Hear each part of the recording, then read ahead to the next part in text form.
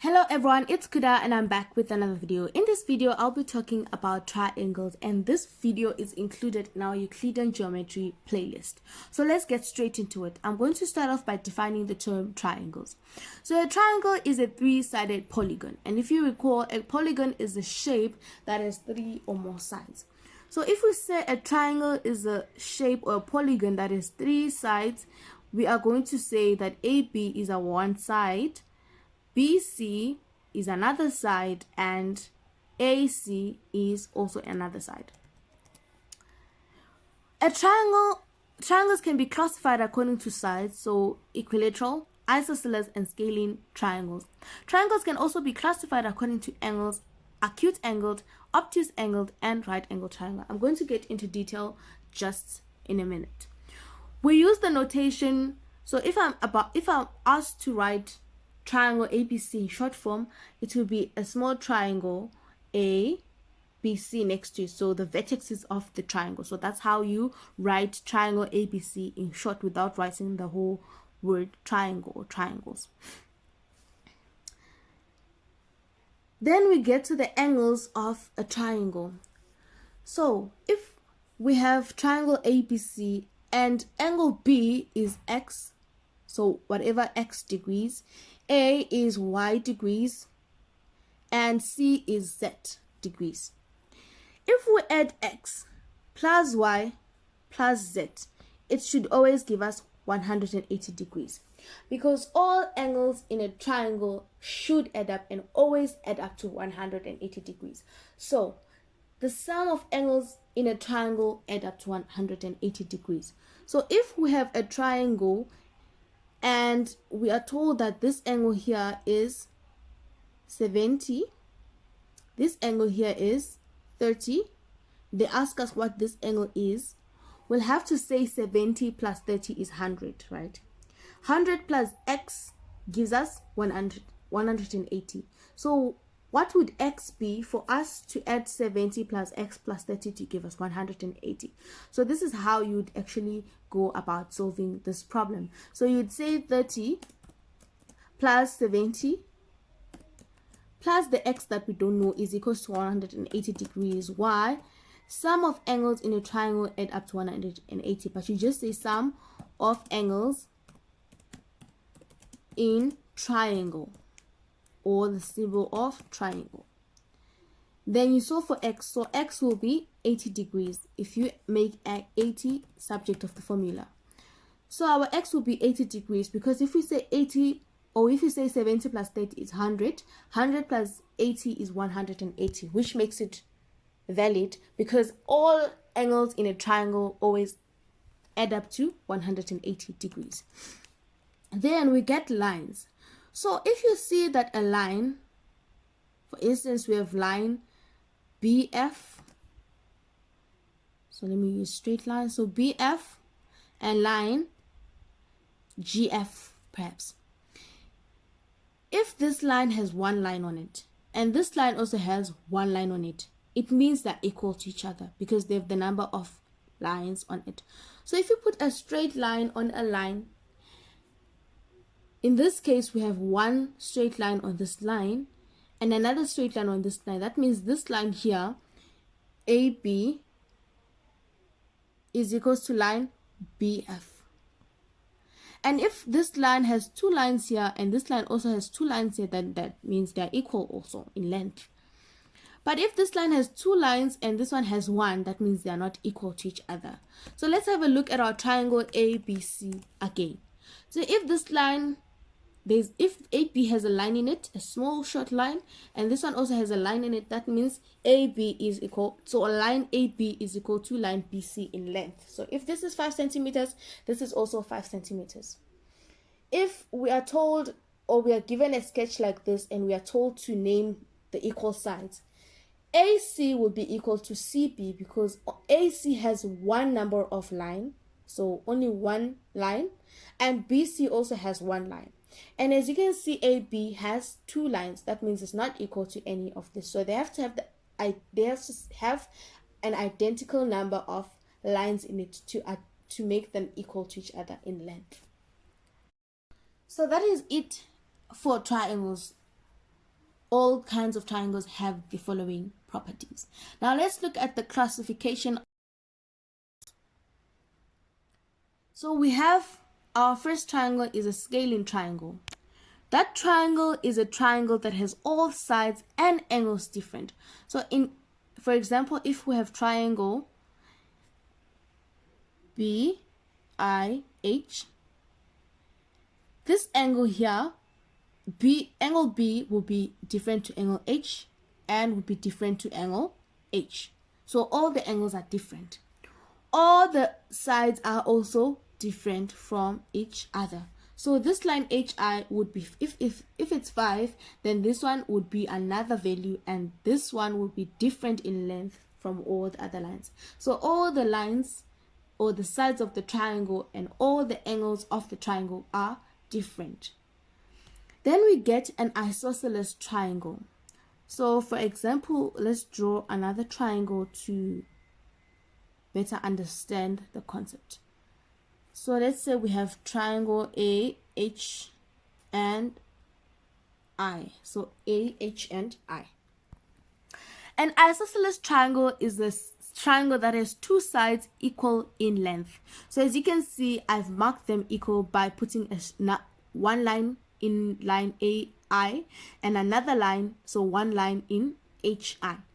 And they have the same number of lines in the lines. That means AI is equal to HI. So if AI is 5 centimeters, that means HI will also be 5 centimeters. If HI is 51 centimeters, then AI will also be 51 centimeters. So they're equal in length. That is what an isosceles triangle is. So an isosceles triangle has two sides equal. And if a triangle is an isosceles triangle, that means the angles opposite the equal sides are also equal. So if this is the side, the opposite angle will be that one, so angle A. And if this one is the side, the opposite angle will be angle H. That means this angle and this angle are equal to each other because the angles opposite the equal sides are equal. So the angles opposite the equal sides, which is AI and HI, are equal. So whenever you have a triangle that has two equal sides, then you can immediately say that angle H and angle A are equal to each other also. So this also works in reverse. So if you have a triangle and you're given that this angle here is equal to that angle there, then you can immediately say that that line is equal to that line. That is what isosceles triangles are. Then we move on to equilateral triangles. An equilateral triangle is a triangle that has all three sides equal in length and all three angles are also equal in degrees.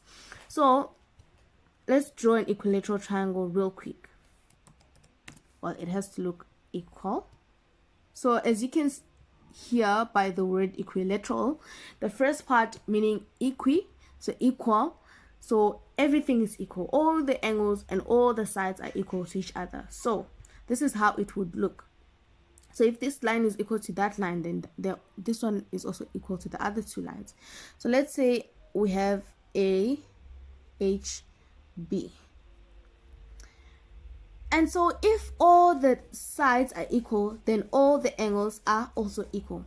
And I said that all the angles in a triangle should always add up to 180. So angle I plus angle A plus angle B should always give us 180 degrees. But if we say that angle I, A, and B are equal to each other, so let us make them equal to, so let's say,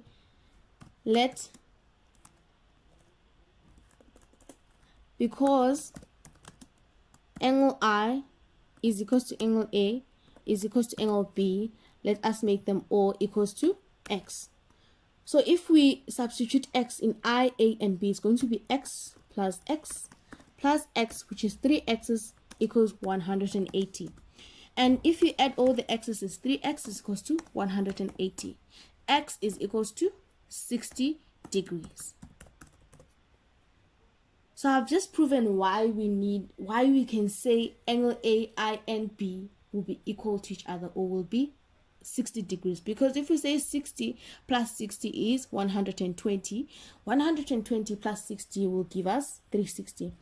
That is why an equilateral triangle has all equal sides and all equal angles equal to each other, and they are always going to be equal to 60 degrees. So if it's an equilateral triangle, all angles are equal to 60 degrees, because 60 plus 60 plus 60 always gives us 180. Let's have a look at our next type of triangle. So we get an acute triangle. Each of the three interior angles is less than 90 degrees. So if we have a triangle ABC,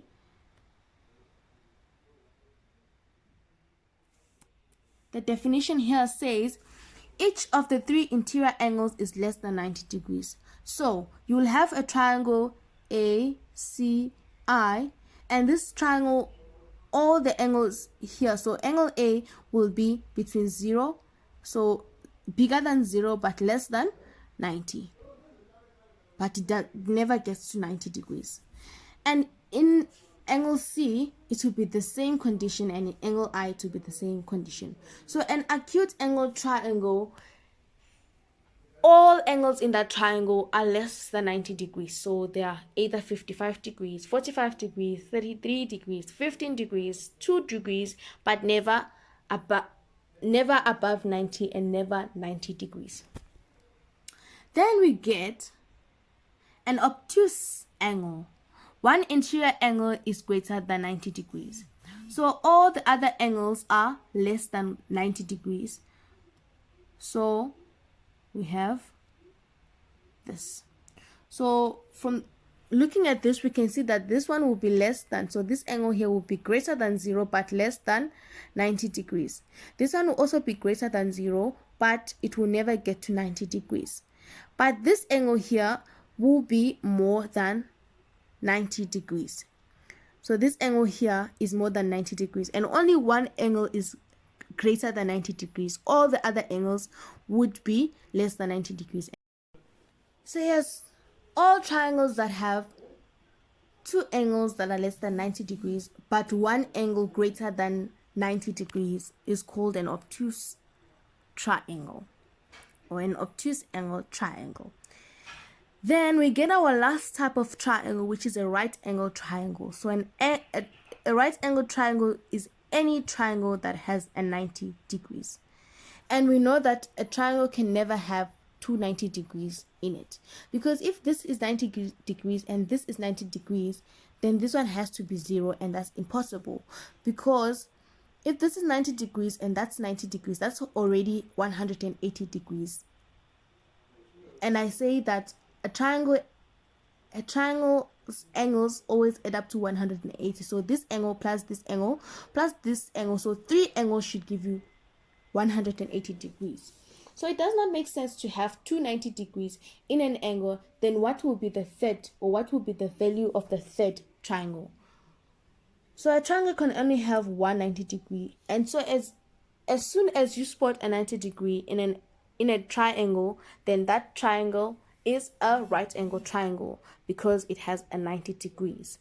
And if a triangle has a 90 degrees, the opposite side of the triangle, which is that one, is called the hypotenuse.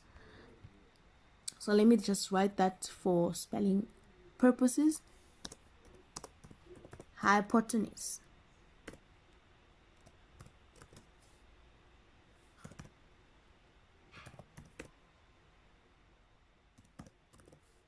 So that is called the hypotenuse, so the side opposite the 90 degrees. So a triangle is called a right angle triangle when it has one interior angle, and which is 90 degrees, as shown in the graph below. So thank you guys for watching. See you in my next video as we go on and discuss congruency and similarity. See you in my next video.